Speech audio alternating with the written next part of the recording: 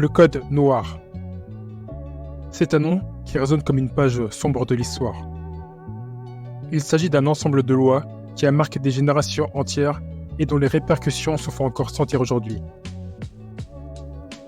Mais qu'est-ce que le code noir exactement? Qui l'a créé? Pourquoi? Et comment a-t-il façonné l'histoire des populations noires, notamment dans les colonies françaises? Dans cette vidéo, nous allons démêler les fils de cette histoire complexe, en nous plongeant dans l'origine, l'application et l'héritage du code noir. Bonjour et bienvenue sur cette nouvelle vidéo du Profil Noir.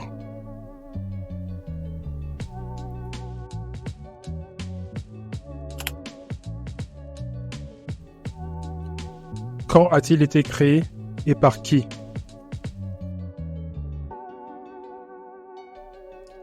Le code noir fut promulgué en 1685 sous le règne de Louis XIV, roi de France. Derrière ce document se cache une figure clé, Jean-Baptiste Colbert, ministre et homme de confiance de Louis XIV.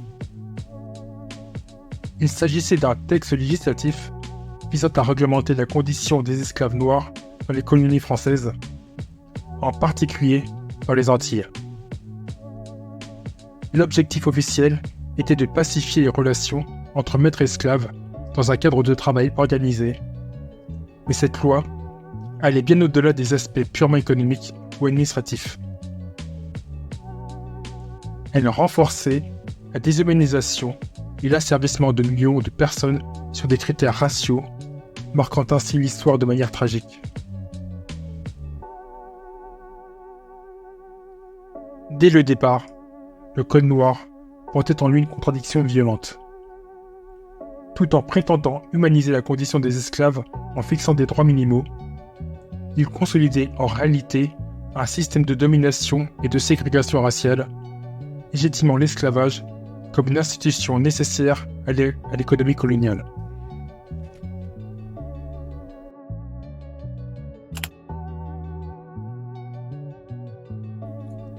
Pourquoi le code noir a-t-il été mis en place? À la fin du XVIIe siècle, les colonies françaises étaient en plein essor, notamment à Saint-Domingue et en Martinique. L'économie reposait massivement sur les plantations de sucre, de café et de coton, qui nécessitaient une main-d'œuvre abondante et peu coûteuse. Les populations locales ayant été décimées par les guerres et les maladies, les colons européens se tournèrent vers le commerce des esclaves africains. Le code noir visait avant tout à répondre à plusieurs enjeux. Il fallait garantir la stabilité des colonies. En encadrant juridiquement l'esclavage, le code noir tentait d'éviter les révoltes d'esclaves fréquentes dans les colonies. Protéger les intérêts économiques des colons. Les colons voulaient maximiser la rentabilité de leurs plantations tout en assurant que les esclaves restent sous un contrôle strict. Légitimer la suprématie blanche. Ce texte inscrit dans la loi la hiérarchie raciale, affirmant que les Noirs étaient une propriété et non des êtres libres. Il justifiait l'idée que l'esclavage était un mal nécessaire pour l'économie de la métropole. Le code noir avait aussi une dimension morale et religieuse. Les esclaves devaient être baptisés et instruits dans la foi catholique, symbolisant ainsi la mission civilisatrice que se donnaient les colons européens. Mais cette conversion ne changeait rien à leur statut d'être inférieur.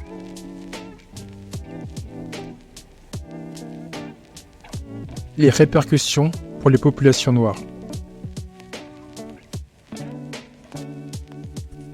Les conséquences du code noir pour les populations noires furent terribles. Ce texte officialisait une forme de déshumanisation institutionnelle. Perte totale de liberté. les esclaves étaient considérés comme des biens matériels. Ils pouvaient être vendus, échangés, voire transmis comme héritage. Leur statut d'être humain leur était dénié. Travail forcé et violence. Le Code noir encadrait de manière stricte le travail des esclaves, mais il permettait aussi des sanctions d'une extrême sévérité. Les maîtres avaient le droit de fouetter, mutiler ou tuer les esclaves pour des actes de rébellion ou simplement pour des erreurs mineures. Dissolution des familles. L'esclavage sous le Code noir déchirait des familles. Il n'était pas rare que les enfants soient arrachés à leurs parents pour être vendus à d'autres propriétaires dans des colonies éloignées. Absence de droit. En dépit de quelques rares articles protégeant les esclaves des abus extrêmes, dans les faits, leurs conditions étaient celles d'un contrôle total par les maîtres qui pouvaient faire tout ce qu'ils voulaient. La codification de ces pratiques institutionnalisées légitimait une hiérarchie raciale qui allait perdurer longtemps après l'abolition de l'esclavage.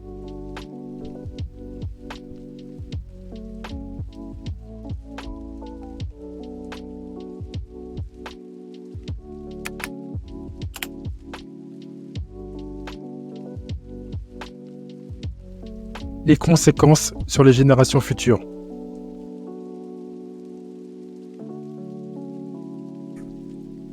Le Code noir, qui a été aboli au XIXe siècle, a laissé des traces indélébiles dans les sociétés issues de la colonisation et de l'esclavage. Les répercussions de ce système se manifestent sous plusieurs formes. L'internalisation de l'infériorité raciale. Pendant des siècles, l'idée que les Noirs étaient une sous-classe fut ancrée dans les consciences collectives, tant des Blancs que des Noirs.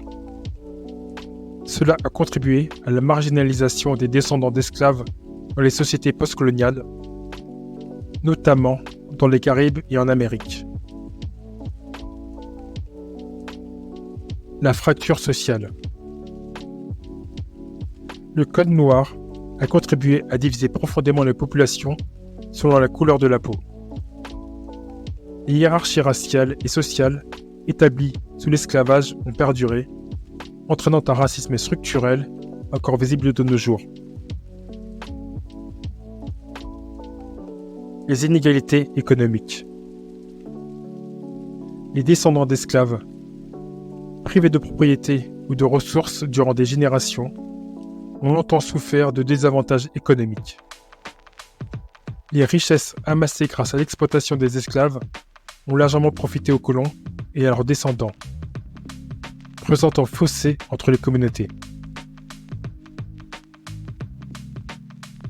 Les mouvements de résistance et d'affirmation identitaire.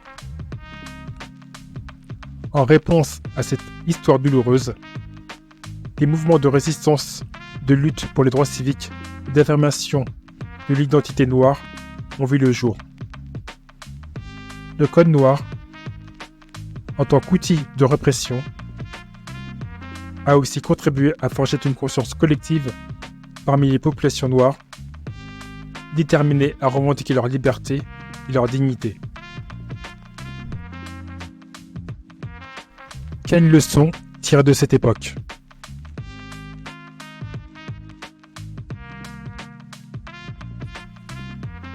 Le Code noir incarne une leçon cruciale pour notre époque.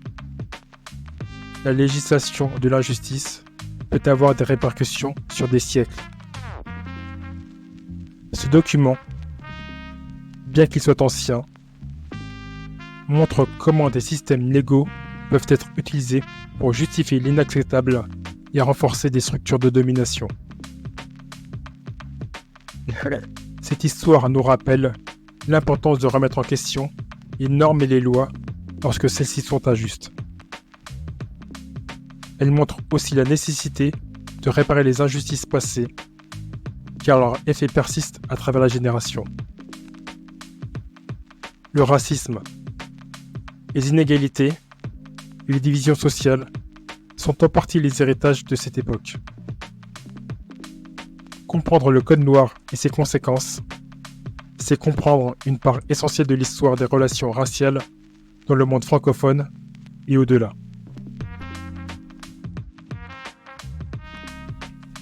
En conclusion, le Code noir est un symbole de la manière dont la législation peut institutionnaliser l'oppression, mais c'est aussi un point de départ pour la résistance et la quête de justice. Chaque génération doit être consciente de cette histoire pour éviter de répéter les erreurs du passé et pour construire un avenir où la dignité humaine n'est jamais négociable, quelle que soit la couleur de peau.